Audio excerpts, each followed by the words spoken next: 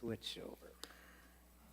All right, so the title of this morning's message is Marriage Made in Heaven, and this is part 2.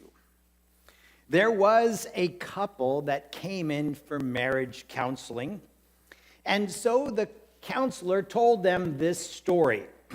He said, there was a perfect man who met a perfect woman.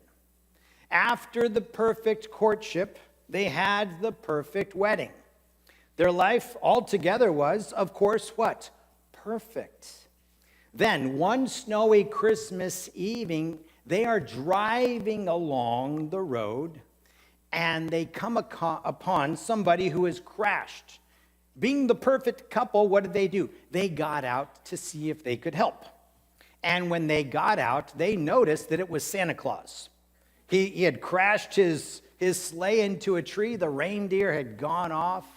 And now, what are they doing? They're thinking, wait a second, all these kids are going to be really disappointed because they're not going to get any toys. And so they said, Santa, come on in the car, we'll take you, and we'll deliver toys tonight. So as they were delivering toys, what happens? Unfortunately, they had an accident, and only one of them survived. So the counselor asked this couple who was coming in for marriage counseling, he said, so which one of them survived? And the woman spoke up and she says, well, of course, the perfect woman, because we know that Santa Claus doesn't exist and there is no such thing as a perfect man. To that,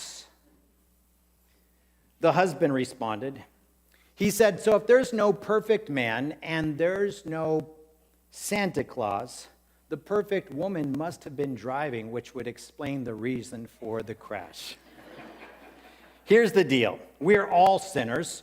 No one is perfect. But when we put God's plan into action, it's going to be a marriage that is made in heaven.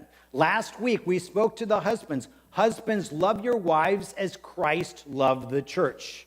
Today, wives, submit to your husbands as unto the Lord. Let's go ahead and pray. Lord, we thank you so much for your word, how it's living and powerful, how it is perfect. And Lord, we thank you that you've given us the directions for living a godly life.